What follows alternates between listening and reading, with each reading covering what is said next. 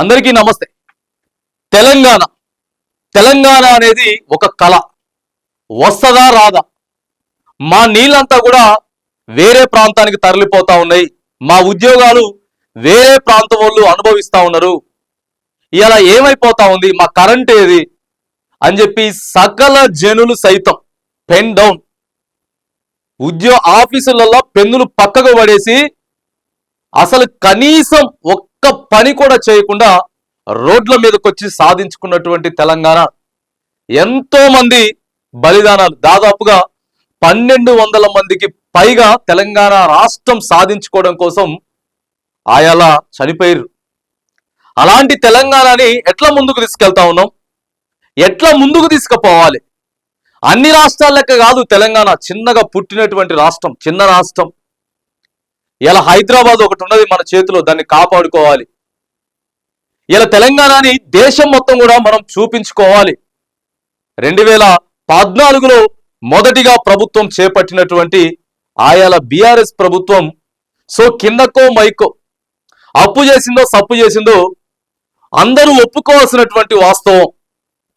ఇవాళ తెలంగాణని ప్రపంచ పటంలో, ఇవాళ దేశంలోనే ఒక ఉన్నతమైనటువంటి రాష్ట్రంగా ఆయల పాలకులు కొంత పరిపాలించారు. ఎవడేం తింటాడు? తినకుండా ఎవడుండడు. ఎంతో మంది ముఖ్యమంత్రులు వచ్చిండ్రు, ఎంతో మంది ప్రధానమంత్రులు వచ్చిండ్రు, ఎంతో మంది సంపాదించుకున్నారు. వాళ్ళ కుటుంబం వాళ్ళని రాజకీయాల్లోకి తీసుకొచ్చుకున్నారు, పోయినరు, అంతా జరిగింది. కానీ ఎంత మంచి చేసిండు, ఎంత చెడు చేసిండ్రు రాజకీయ నాయకులు అనేదానికంటే వైఎస్ రాజశేఖర రెడ్డి ఏం మంచి చేసిండు, చంద్రబాబు నాయుడు ఏం మంచి చేసిండు, కేసీఆర్ ఏం మంచి చేసిండు, ఇక అంతకు ముందున్నటువంటి ఎంతో మంది ముఖ్యమంత్రులు ఏం చేసిరు అనేదే ప్రధానమైనటువంటి ఇంపార్టెంట్. తెలంగాణ కోసం అసలు తెలంగాణ అంటే ఏంది, దేం చేసిరు తెలంగాణ కోసం? అరే తెలంగాణ వచ్చిన తర్వాత ఇలా తెలంగాణ ప్రాంత బిడ్డలకే ఉద్యోగాలు వస్తా ఉన్నాయి. తెలంగాణ ప్రాంతంలో ఏ ప్రభుత్వ ఆఫీసులో చూసినా కూడా, ఏ శాఖలో చూసినా కూడా ఆంధ్ర వాళ్ళే ఉద్యోగస్తులు ఉండేటోళ్ళు ఇవాళ ఉన్నారా? ఇలా మొత్తం ఆంధ్రాకి పోయినరు. ఇలా మన నీళ్లు మనకే వస్తా ఉన్నాయి. గోదావరి దగ్గర మన నీళ్ళు ఆపి కాళేశ్వరానికి, సీతమ్మ సాగర్కి మన నీళ్ళు తెచ్చుకున్నాం. మరి ఆయాలు ఎందుకు మన నీళ్ళు అక్కడికి పోయినాయి? ఇగో ఇట్లా ఉద్యమం నడిచింది. మా ఉద్యోగాలు, మా నీళ్లు, మా నియామకాలు అని చెప్పి సాగినటువంటి ఇలా ఉద్యోగాలు వస్తా ఉన్నాయి. తెలంగాణ పిల్లలకి ఇలా ఉద్యోగాలు వస్తా ఉన్నాయి. లేకపోతే మన ఉద్యోగాలు మొత్తం కూడా విజయవాడకో, వైజాగ్కో, అమరావతికో, రాజమండ్రికో వాళ్ళంతా ఏడకొచ్చి ఎగ్జామ్లు రాసి తెలంగాణ ప్రాంతంలో ఆయా ఎగ్జామ్లు రాసి ఇక్కడ ఉద్యోగాలు తీసుకునేటోళ్ళు. ఇది స్టోరీ. తెలంగాణ 2014 కంటే ముందు గోసపడ్డటువంటి తెలంగాణ ఇవాళ వడివడిగా ముందుకు పోతా ఉన్నది. సరే, ఇక కేసీఆర్ అప్పులు చేసిండేమో, ప్రభుత్వం మారాలి, మారి చూడాలి అని చెప్పి రేవంత్ రెడ్డి సరే ఆయా ముఖ్యమంత్రి అవుతాడు అనుకున్నామా, కాదనుకున్నామా తెలియదు. ఇలా రేవంత్ రెడ్డిని ఇష్టపడేవి తెలంగాణ ప్రజలు ముఖ్యమంత్రిగా చేసుకోలేదు. కేసీఆర్ మీద కోపంతో కాంగ్రెస్ పార్టీకి ఒకసారి అవకాశం ఇద్దామని చెప్పి అవకాశం ఇచ్చి సంవత్సరంన్నర అవుతా ఉన్నది. సంవత్సరంన్నర అవుతున్నటువంటి క్రమంలో ఆయాల ఎట్లయితే మనం మరి అణచివేతకి గురైనమో, తెలంగాణ ప్రాంతం ఎట్లా అణచివేతకి గురైందో, తెలంగాణ ప్రాంతాన్ని ఎంత ఇబ్బందులు పెట్టిండ్రో, గాయాల పోలీసు వాళ్ళంతా కూడా ఆంధ్రాలో ఉండేటోళ్ళు, ఆంధ్ర నాయకులే ఉండేటోళ్ళు. ఆంధ్ర నాయకులు, ఆంధ్ర పోలీసు వారిని వాడుకొని తెలంగాణ ఉద్యమాన్ని అనగదొక్కేటటువంటి ప్రయత్నం ఆయాల ఎంతో జరిగింది. మామూలుగా కాదు.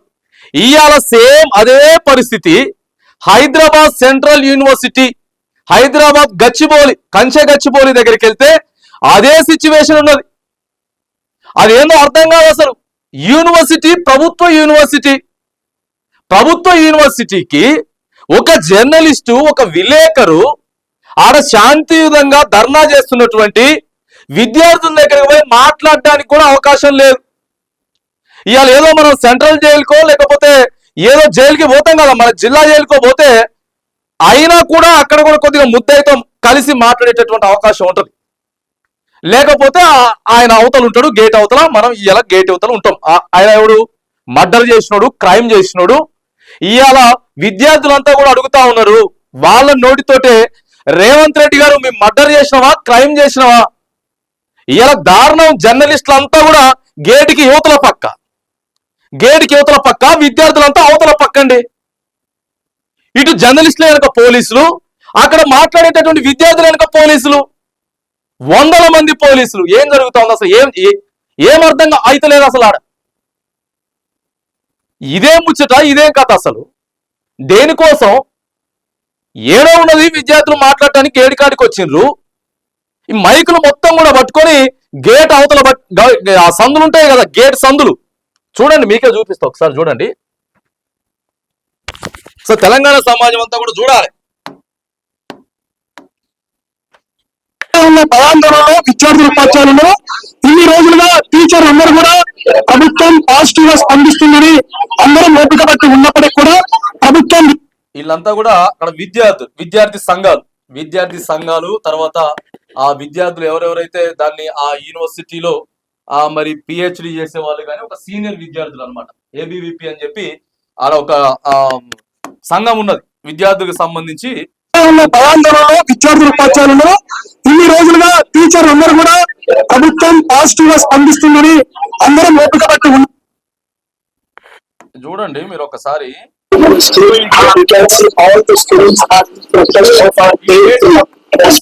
ఈ గేట్ కి అవతల పక్క విద్యార్థి మాట్లాడతాడు, యువతల పక్క జర్నలిస్ట్ ఉంటాడు.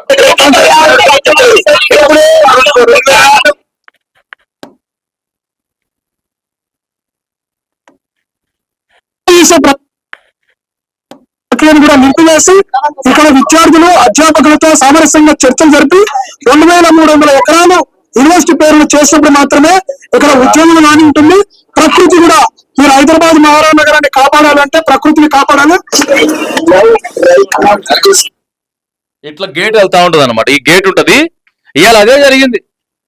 ఆ జర్నలిస్ట్ అడిగింది, ఒక ఆయన అడిగింది, ఏంది మరి కథ, మీరు అవతల మీరు యువతల మీరు తప్పు చేసిర్రా లేకపోతే మేము తప్పు చేసిర్రా అని అడిగితే ఏమో మాకే అర్థమైతే లేదండి బాబు, గిట్లా అడిగినందుకే మమ్మల్ని మా మీద కేసులు పెట్టి ఇష్టం వచ్చినట్టు ఆడపిల్లలని కూడా చూడకుండా వాళ్ళు చెప్తున్నారు కదా 5 సంవత్సరాలు ఉంటాం యూనివర్సిటీలో, 5 సంవత్సరాలు ఉంటాం మేము, ఈ భూముల కోసం మా మీద కేసులు పెడతా ఉన్నారు. మొత్తం హిందీలో మాట్లాడే విద్యార్థులు, హిందీ, ఇంగ్లీష్, తెలుగు వాళ్ళు కూడా ఇక్కడ వాళ్ళు కాదు, వేరే వాళ్ళు కూడా ఉన్నారు. వేరే వాళ్ళు తెలుగు వచ్చిన వాళ్ళు, ఇక్కడికి వచ్చి తెలుగు నేర్చుకున్న వాళ్ళు కూడా ఉన్నారు. 5 సంవత్సరాలు ఉంటామండి. ఏంటంటే మాకు కర్మ, వన్య ప్రాణులు చచ్చిపోతా ఉన్నాయి, మమ్మల్ని గుంటనక్కలని చెప్పి పిలుస్తా ఉన్నారు. ఇదెక్కడ అరాచకం అండి బాబు, ఇదేం పాలన అండి? ముఖ్యమంత్రి గారు ఎన్ని చూడండి, మిమ్మల్ని క్వశ్చన్ చేస్తా ఉన్నారు విద్యార్థులు.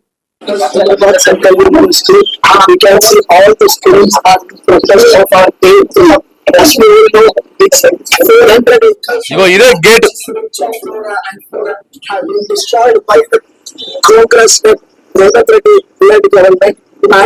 Once the slab was built, it was like a concentrated university. It was so done. It's a part of the land is going to be used by the government. But with the possible law, educational purpose. But now what we can see is that it is totally being used for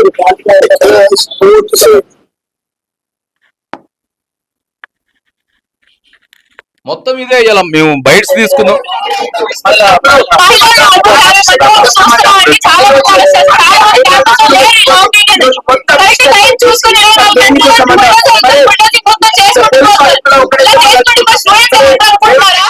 ఇక్కడ చూడండి, ఇక్కడ విద్యార్థులు మాట్లాడుతూ ఉంటారు, పక్కనే ఉంటారు పోలీసులు ఉంటారు. వాళ్ళు కూడా విద్యార్థులు ఎంత ఇదంటే, పోలీసులు ఉన్నా సరే మైకులు చూసి ప్రెస్ వాళ్ళు వచ్చారని చెప్పి ధైర్యం తెచ్చుకొని గేట్ దగ్గరకు వచ్చి మాట్లాడుతున్నారు. వాళ్ళు అసలు రారు, కొంతమంది భయపడతారు, మనకెందుకులే అని చెప్పి భయపడతారు, గేట్ వేసున్నది కదా మొత్తం అని చెప్పి. అయినా కూడా విద్యార్థులు ఒకళ్ళ తర్వాత ఒకళ్ళు అడిగేసేసరికి ధైర్యంగా ఒకళ్ళ తర్వాత ఒకళ్ళు ఆ గేట్ మొత్తం కూడా ఫిల్ అయిపోయింది. కానీ వీడియో తీసుకోవడం కుదరదే, మొత్తం ఆ గేట్ సందులే ఉంటాయి. ఏడ మైక్ పెడతాం, ఏడ వీడియో తీసుకుంటాం, ఏంది కథ అంటే కనీసం అరే ఏంది వాళ్ళు ఏం నిరసన తెలుపుతా ఉన్నారు, అసలు వాళ్ళు ప్రభుత్వానికి ఏం చెప్తా ఉన్నారు, అవి కూడా ఇవాళ ఏం చూపించాలి? ఒకళ్ళ చేతి మీద ఒకళ్ళు నెట్టుకొని, అసలు జర్నలిస్టుల పరిస్థితి అయితే ఇవాళ దూడాలాడ గేట్లెక్కి ఒకళ్ళ చెయ్యి ఊపిరి ఆడట్లేదని చెప్పి ఒకళ్ళు మంచి ఎండలో నిలబడి ఇగో ఇలా ఆ పరిస్థితి తీసుకొచ్చారు. అంటే జర్నలిస్టులు విద్యార్థులు ఇలా ఖైదీలా? అరే ప్రకృతిని కాపాడండి అయ్యా, మనకు ఆక్సిజన్ ఇస్తుందని చెప్తే ఇవాళ దొంగలు అయిపోయినరా, మిమ్మల్ని మాట్లాడితే ఇవాళ దొంగల. పోలీసు వారిని పెట్టుకొని ఇగో ఇవన్న వాళ్ళ దగ్గర ఒక పోస్టర్ కూడా ఉంది. ఆ పోస్టర్ కూడా ఎక్కడ ఉంది, అదే 400 ఎకరాలలో ఇప్పుడు 50-100 ఎకరాలు మొత్తం గోలగొట్టేసి ఆల్రెడీ మొత్తం పోతున్నాయి. జీసేపు నైట్ పోయి గోలగొడుతుంటే ఒక చెట్టే ఉంచారు, ఒక యాప చెట్టు ఉంచారు. ఆ యాప చెట్టు కింద 20 మంది పోలీసు అధికారులంతా కూడా ఆ నీడకున్నారు అన్నమాట. అంటే చూడండి, విద్యార్థులు ఆ కార్టూన్ కూడా తీసుకొచ్చారు. ఇవాళ కార్టూన్ కాదు, వాళ్ళు ప్రింట్అవుట్ తీసుకొచ్చుకున్నారు, కలర్ ప్రింట్అవుట్ తీసుకొచ్చారు. ఆ ఫోటోని ప్రింట్అవుట్ తీసుకొచ్చి చూసిర్రా, చెట్లు లేకపోవడం వల్ల ఉన్న ఒకే ఒక చెట్టు దగ్గరికి పోయి వాళ్ళు తలదాచుకోవడానికి పోలీసులు అక్కడ ఉన్నారని చెప్పి ఇలా విద్యార్థులు అది కూడా పట్టుకొని చూపిస్తా ఉన్నారు. ఫర్ ఎగ్జాంపుల్, ఇగో చెట్లు మొత్తం నరికేస్తే ఏంది పరిస్థితి అని చెప్పి. ముఖ్యమంత్రి గారేమో ఆడ నెమ్మలు లేవు అధ్యక్ష, ఆడ పులులు లేవు అధ్యక్ష, ఆడ జింకలు లేవు అధ్యక్ష, ఆడ చుట్టుపక్కల కొద్దిగా గుంట నక్కలు ఉన్నాయి అధ్యక్ష అని చెప్పి అసెంబ్లీలో చెప్తున్నారు. సార్ వాళ్ళు అడుగుతున్నారు, రాండి బాధ్యత పోలీసు వారు రండి, ముఖ్యమంత్రి రేవంత్ రెడ్డి రండి, ఆ తర్వాత మీడియా రండి, జింకలు ఉన్నాయో లేకపోతే నెమ్మలు ఉన్నాయో లేవో మేము చూపిస్తామని చెప్పి ఇవాళ అది వాళ్ళంతా కూడా విద్యార్థులంతా కూడా చెప్తున్నారు. మరి దేనికోసం ఇదంతా అర్థమైతలేదు. ఇందిరాగాంధీ 2300 ఎకరాలు ఆయాల హైదరాబాద్ సెంట్రల్ యూనివర్సిటీ కట్టుకోవాలి, హైదరాబాద్ మంచిగా డెవలప్ అయ్యేటటువంటి ప్రాంతం, దేశ విదేశాల దగ్గర నుంచి కూడా ఇక్కడికి వచ్చి చదువుకుంటారని చెప్పి ఆయాల కాంగ్రెస్ గవర్నమెంట్ ఇచ్చింది.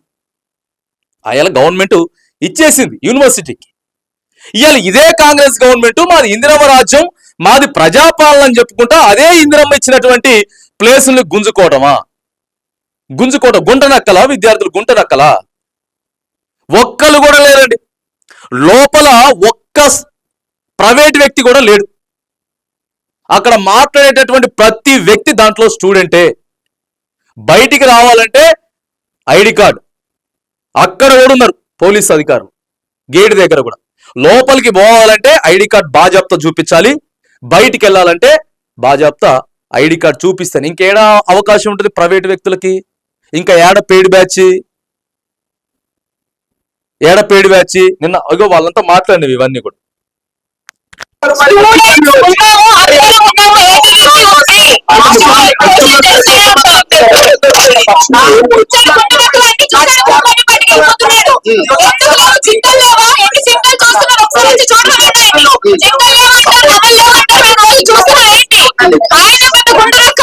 మరి మంత్రి పొంగులేటి శ్రీనివాస్ రెడ్డి అంటున్నాడు, సో కొంతమంది బయట వాళ్ళు మాత్రమే ఇక్కడ విద్యార్థులను కావాలని ప్రేరేపించి ఇక్కడ నిరాదీక్ష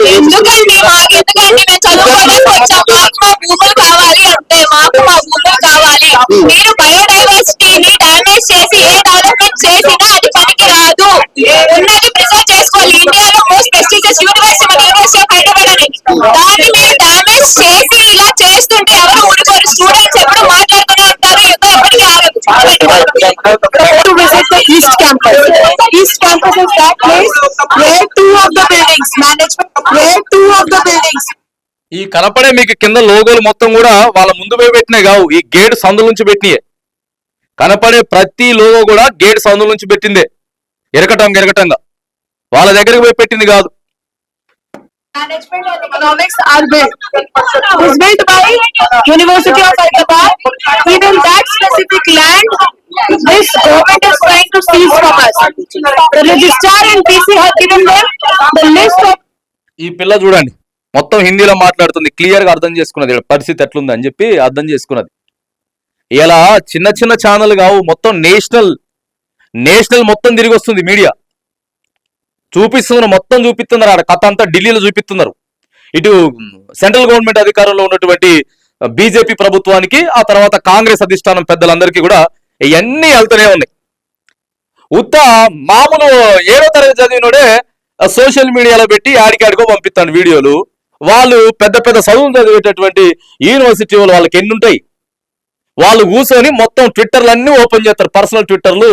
మోదీది, రాహుల్ గాంధీది, సోనియా గాంధీది మొత్తం ఆడికాడికి ట్యాగులు చేసి పెడతారు వాళ్ళు విద్యార్థులతోట.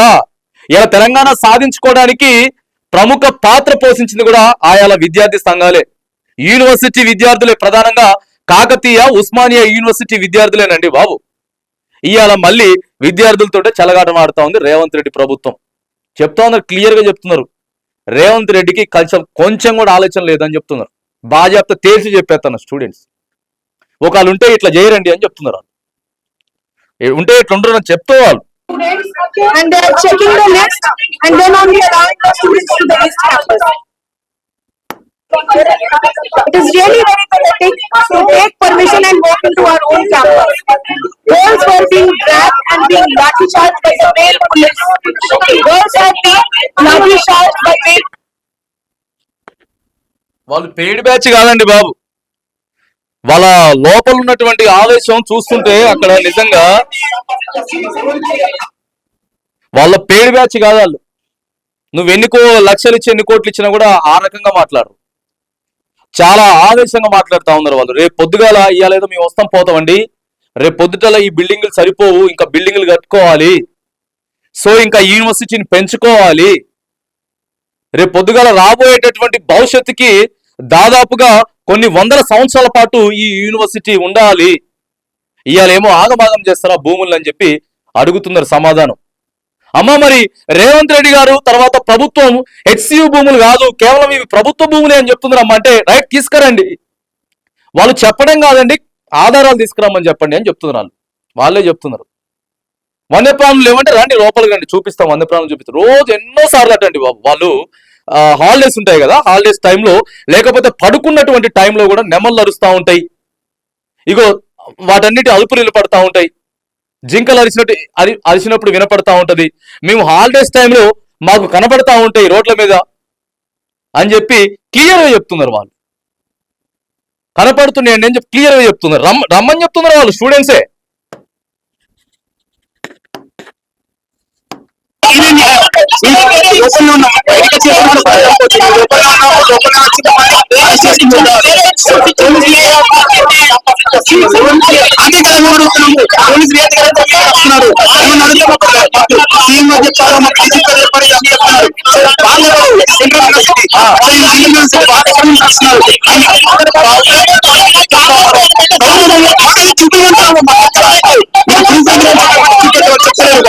వాళ్ళు వస్తున్నారు.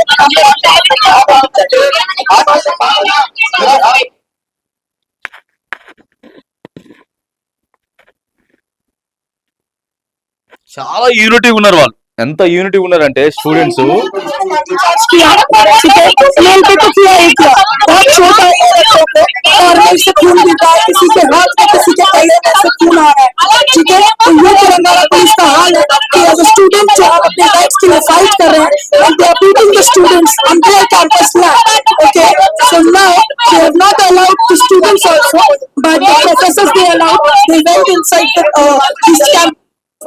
అక్కడ ఏ క్షణం ఏం జరుగుతుందో కూడా అర్థం కానటువంటి పరిస్థితి ఉన్నది.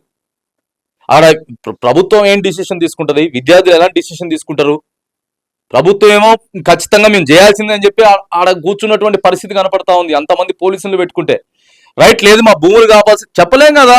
తెలంగాణ ఉద్యమంలో 1200 మంది చచ్చిపోయినరు. ఇవాళ ఏంది స్టూడెంట్స్ పరిస్థితి ఏంది? ఒక్కలన్నా క్షణికావేశంలో ఏదైనా చేసుకుంటే ఏంది పరిస్థితి? చాలా దారుణంగా ఉన్నది. ఎందుకంటే చాలా ఉద్వేగభరితంగా వాళ్ళు మాట్లాడుతూ ఉన్నారు.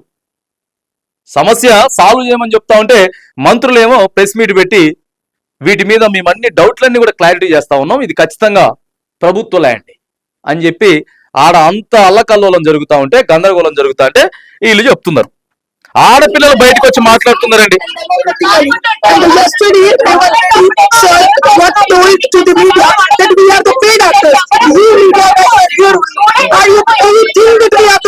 మమ్మల్ని పెయిడ్ యాక్టర్లు అని చెప్పి మాట్లాడుతున్నారని చెప్తుందామా.